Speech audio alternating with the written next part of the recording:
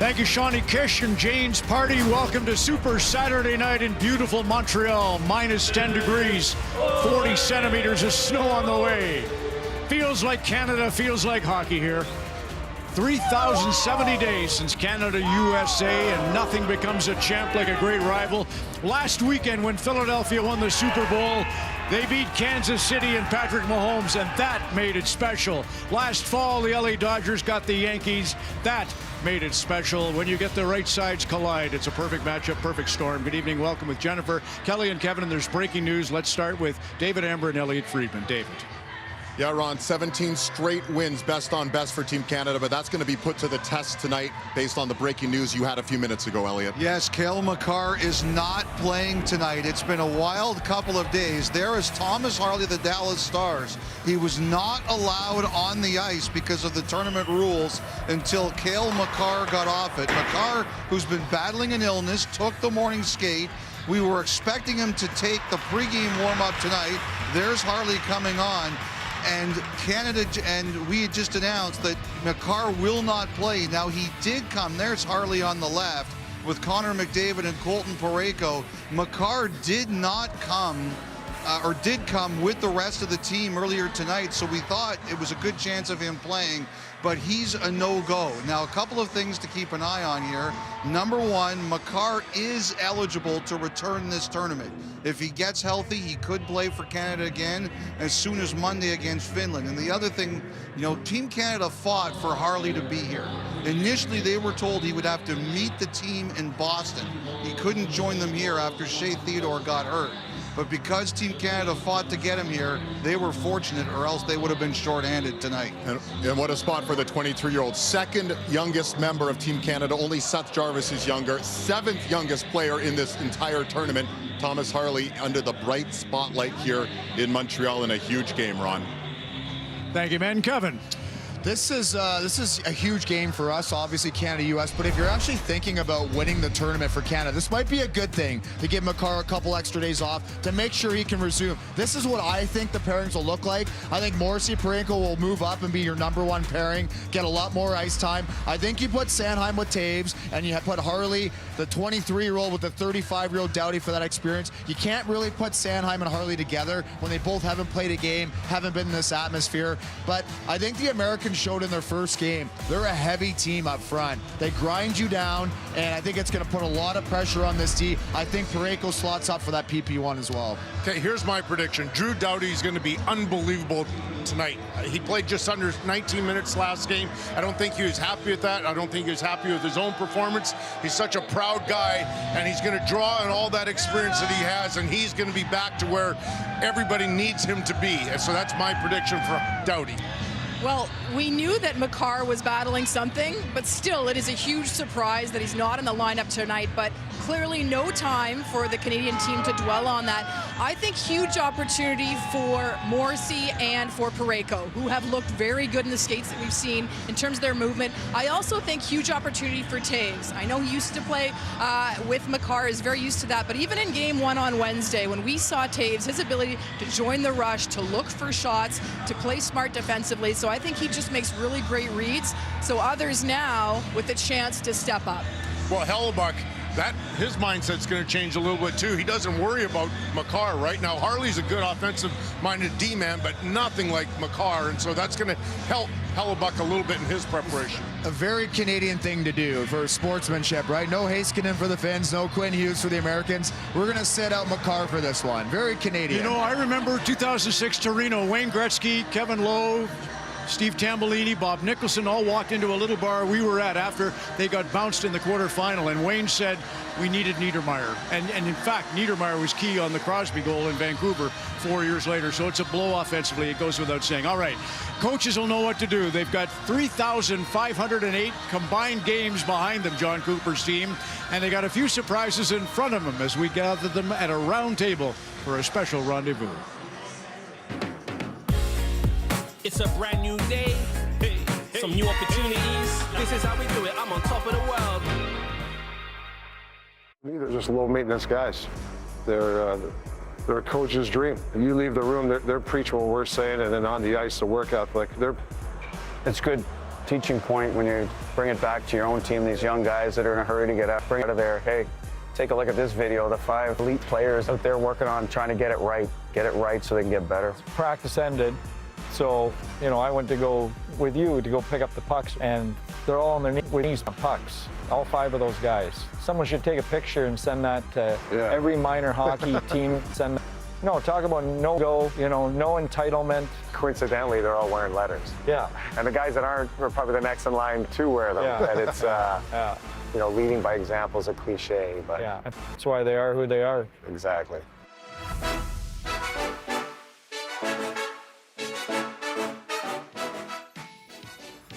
Cale Makar, I've had the chance to coach me and Marchand and some of these older guys. Always seems to be playing in my division, and we always seem to be playing him in the playoffs. Always admired his game from the other bench. They're just looking forward to kind of get to know him. Drew Doughty, everywhere he plays, he wins, he wins, he wins. When we're playing against them, he's so actually entertaining, his gamemanship, everything he does, I marvel at. I think he's a serial winner and I want to be around him. Yeah, I'm going to say Connor McDavid just from coaching Arizona the 4 or 5 years, and then Vancouver, all you're doing is scheming against them. That's what we do to stop them, this, that. But I've really, never really sat and talked to him or had a coffee with him. And it'd be nice to sit down and get to know the guy. I'd love to sit down and talk to him. I got Sid. Sid is Captain Canada. We didn't even talk about the golden goal in Vancouver. I've never spent any time with Sid in any capacity in terms of coaching, so he's the guy I want to be around and learn from. I'll give you this. So in practice today, Sid took off and went right by Braden Point and I. Just blew right by us. And Pointer looked at me and was like, this is unbelievable. Looked at me just from being on the same ice as Sidney Crosby. I went with McKinnon. I just think every time he touches the puck, it's probably going in. And he wants those big moments. Seems like he does. I'm going McDavid. Big. I think we're pretty good hands if, he's a pressure player. But Sid again, just because he's had to win and score at the right time. He should have shot. Wow. Should have shot. I can't play my hand. I can't play my hand with this team. Was good. That was good. This is how we do it. I'm on top of the world. Woo!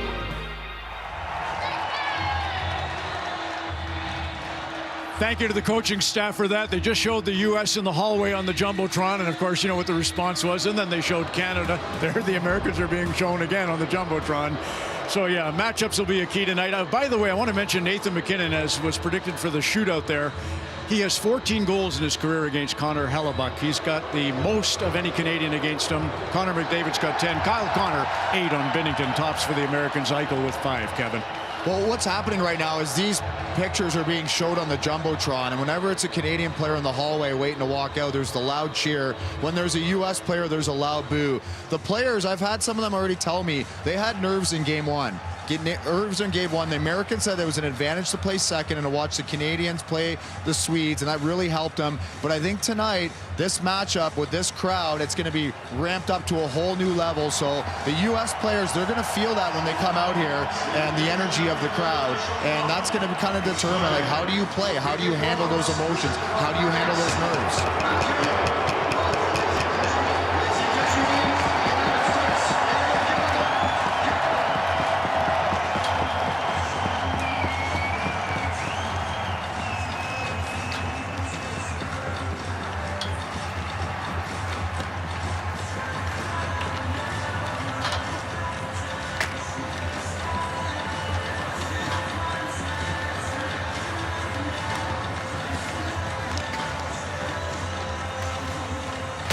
18,000 flags have been handed out. This is Flag Day, the 60th anniversary of the Maple Leaf becoming the symbol of our sovereign nation. So, the key matchups, Kevin, what are you predicting? Well, the Canadians have home ice advantage, so they'll be changing second, and they'll be able to kind of dictate what they want.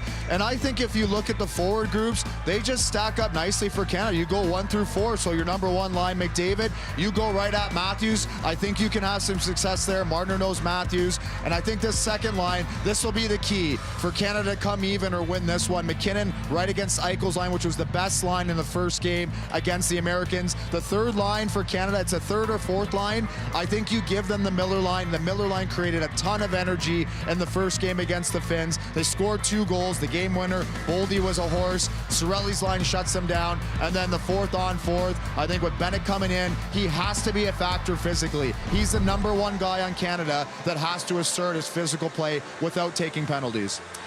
Well, you think about how big the stage is for these players tonight, and Connor McDavid, and his whole life has been about exceeding expectations, and he looked exceptional in the first game on Wednesday and contributed to that first goal, the assist on the power play. But you think about all of the elements. If it looked like he was all over the ice, he was. You think about controlled exits, 10 out of the zone, 11 controlled entries, 8 bursts of speed over 20 miles per hour. So he was on fire. Then you look at Austin Matthews. Really, his personality has been one that has totally embraced this event. He has been patient and calm with the media, just smiling all the time, looking like he's absolutely loving it. His line had some tremendous chemistry. He was connecting really well with Jack Hughes in their first game. So you think about these stars who appeared to be very ready for this moment, Cal. I know a couple of brothers that were pretty ready as well in game 1 for the U.S. and just explosiveness. You know, you look at the 2 Tkachuk brothers and they did everything asked of them. This run is going along with your theme from last game, but oh brother, and man, were they ever good. How about Brady Tkachuk? You know, they're down 1-0 and he throws a puck off Saros. That was the first goal and they needed it desperately for the Americans. And then of course you're going to see Matthew Tkachuk throw that on the power play early in the third. And nice give and go right here. Brady's going to get it, slide it under Saros for the 5-1 lead. And then Matthew finish him off with getting the rebound, make it 6-1. And so you look at both these guys, and you know, Brady, that was his biggest game of his career. Tonight's even bigger, and the way he's going to handle it, he reminds me of his dad. He's just such a physical force out there, great skill, and then you've got Matthew that does everything a little bit differently. Maybe Matthew's not the greatest skater, maybe not the hardest shot, but he's the most competitive guy you'll ever find, and so he draws it all out of himself, even in nights where he may not feel great. He's still an excellent player because he knows how to get it out of himself. And Matthews got the Stanley Cup. He's got the last 2 years of being in the playoffs and the finals, but Brady was the one that set the tone in game 1. See that? The younger brother, Yes. Of course. He just challenged Hagel, yeah. Yeah. A little.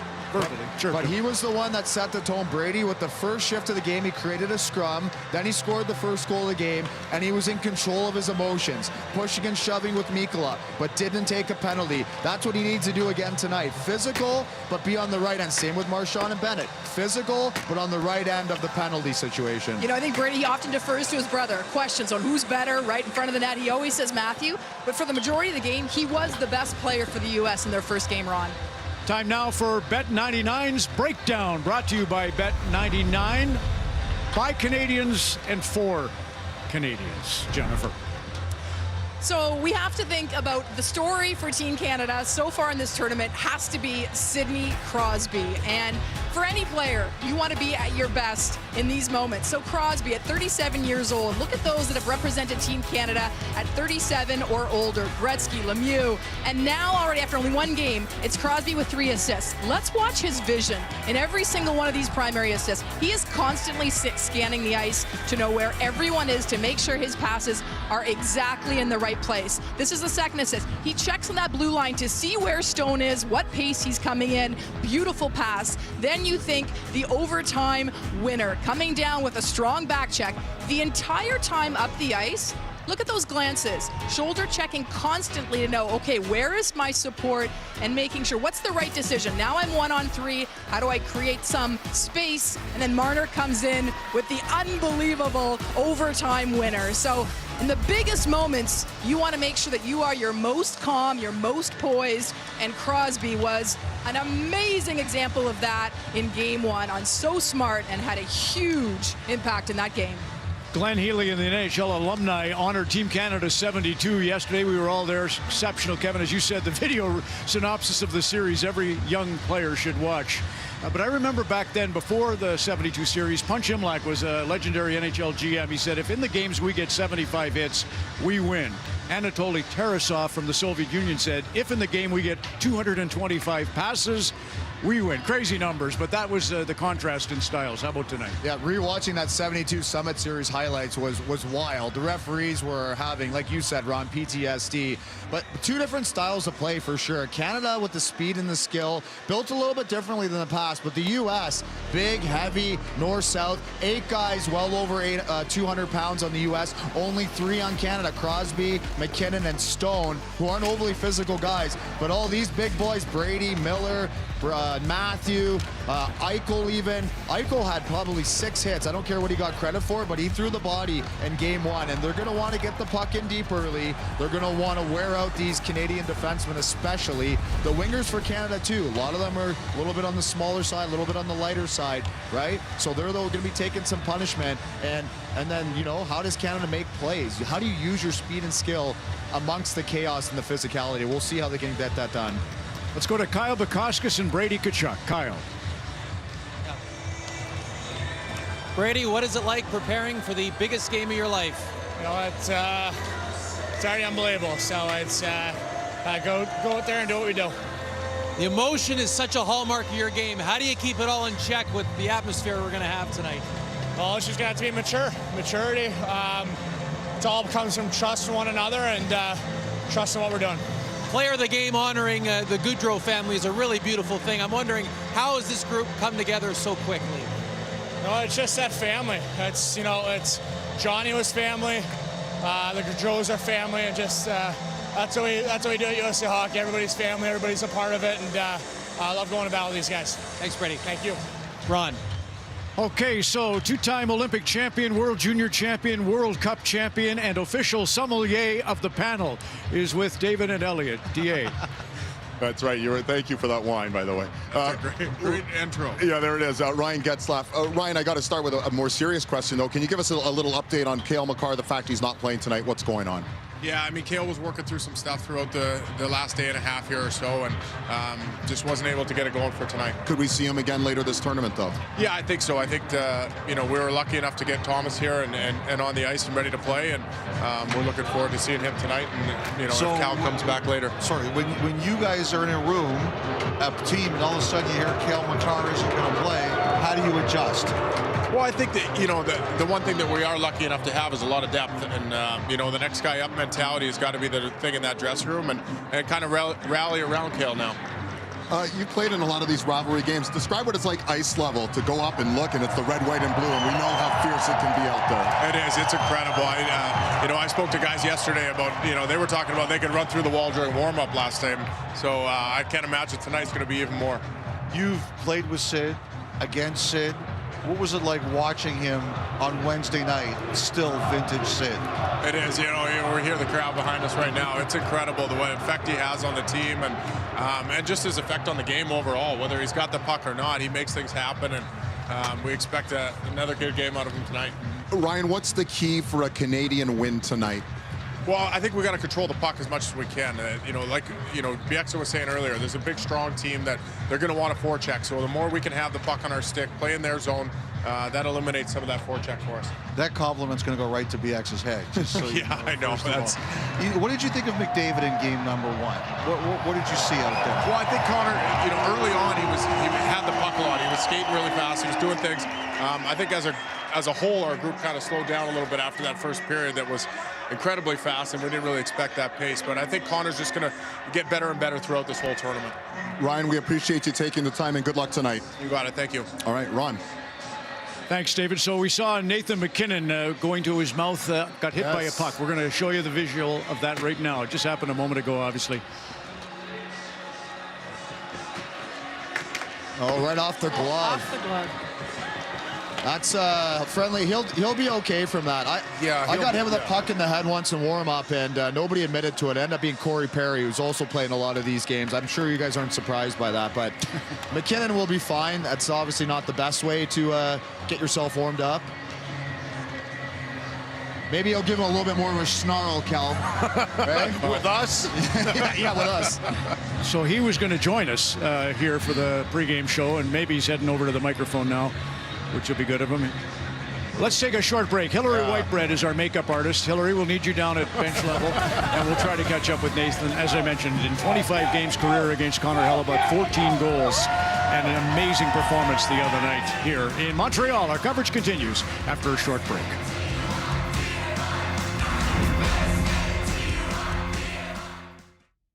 City TV Plus. Some countries say they love hockey, but us, we own it. It's who we've been, who we are, and who we'll always be. Hockey is our legacy. And when four nations face off, our rivals better be ready. Because we're not here to play a game. We're here to play our game. You're ready to show the world what you can do with pride and passion. Ready to face any challenge with skill and vision because you're built different. Kathy. You too, Alex. And you too, Adam. To bring your A game, you need a complete view of your business all in one place. Intuit QuickBooks. That's how you business differently.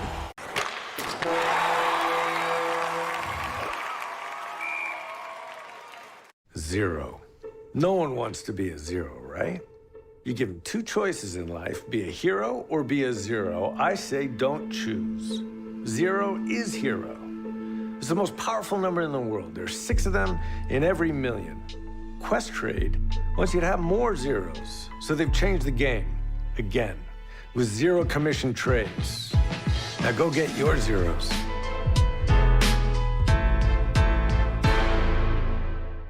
Sure, Vistaprint prints business cards, but we also print these and those. And engrave that. We print your brand on everything so customers can notice you, remember you, and fall in love with you. If you need it, we print it with 20% off for new customers at Vistaprint.ca. Shopping online comes with digital threats, so turn on NordVPN and encrypt your online traffic. Get 73% off NordVPN and 6 months free.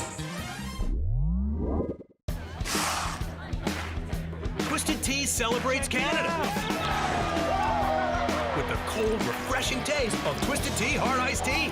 Cheers to Canada from Twisted Tea. Good times with a twist. Whoa. There's nothing like the thrill of the open road, and the famous Four Corners are calling. Utah may be hockey's newest home, but this region's sports passion goes unmatched. Anna, enjoying Utah? Yeah, it's been amazing so far. I'm heading to New Mexico next. I love it there. Their food is unforgettable and their sports culture is one of a kind. Right, spicy food and sports? Say no more. So trust me when I say, you need to visit the USA. Northwest Crane Enterprises. Men's clothing provided by Jack Victor.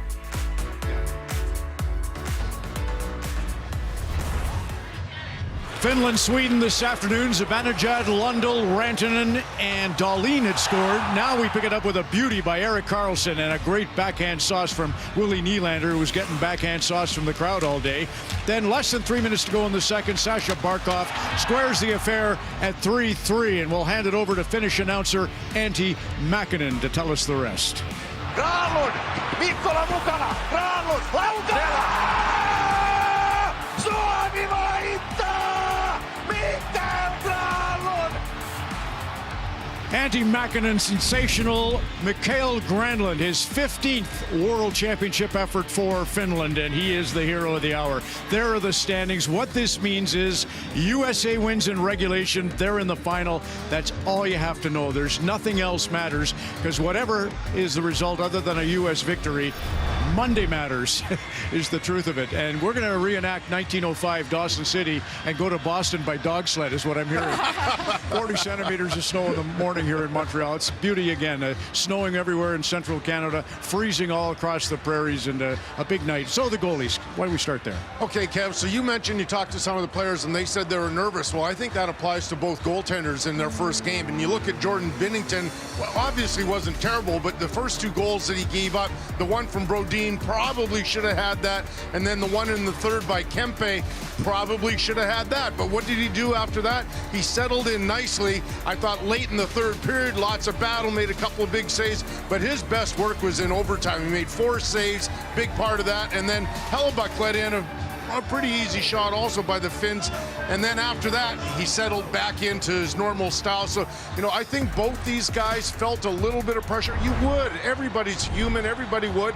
Tonight's the same thing. I think that knowing the stage, Canada, U.S., they're going to be a little bit nervous. I'm going to say in about the first 4 minutes. If they can get through the first 4 minutes, then they'll both probably be fine. Kel, I'm going to have sympathy and defend the goaltending. What? For once, this is the most difficult type of tournament and format for these goaltenders. These are the shots on net in the first 3 games. 21 shots, 21, 24, 26, 28, and 32. Only one team in 3 games out of the 6 has had over. So that means these goaltenders are going minutes at a time without a shot, and then boom, grade A. Yep. So they're sitting dormant, and then they have to make a grade A quality chance. This is a very against the best shooters in the world. That's right. This is a difficult tournament to be a goaltender. It is difficult. I also feel like these are 2 goaltenders that also have a lot of inner confidence. And if you think about this atmosphere, I mean, the crowd was on their feet for the majority of the warm-up tonight, so maybe a couple moments early, but in both those games, they responded very well. So to me, now you're channeling that into the potential for them to be very sound and very good in this big environment tonight. Sanheim and Harley, Kevin, you're going into a game like this, what's your mindset? Well, for 2 young defensemen, it's nerves and it's excitement. So the problem is when you have a little bit of nerves, you tend to play safer. And for me, where that could become an issue for these 2 young defensemen are on breakouts. If you're safe on a breakout, it means you're keeping the puck on the wall. You're moving it on the wall, you're rimming it, and what does the U.S. do really, really well? They forecheck, and they're heavy. If you don't have the confidence to make a play to the middle when it's there, then you're going to be defending in your zone for 30, 40 seconds at a time. I think both these kids have a little bit of swagger and bite. I'm hoping they have the confidence to make the right plays at the right time. Okay, Kev, so what I'm looking for from a goaltender, if you're talking about breakouts, for Harley and for Sanheim, make a good first pass, a real simple one. Don't make it a long stretch pass. Don't do anything that's a hard play early on. Just make a really simple pass, whether it's to a forward with good support and or your D partner. Also interesting to see the warm-up, whether it's some nice touches. We saw some huge sprints at the end by Harley in terms of getting some of that energy and emotion going for him. But I also think they don't have to go end-to-end. They've got enough great players that are going to be supporting with them with speed to make that initial pass. Sidney Crosby, 26-game winning streak on the line here. He's played 50 times with the Maple Leaf on his chest. His record is 45-5. The Canadian captain and Team Canada. If you've noticed, both teams in dark because each team's been issued 1 sweater for the tournament. So it's blue and red here. The Battle of North America begins after this.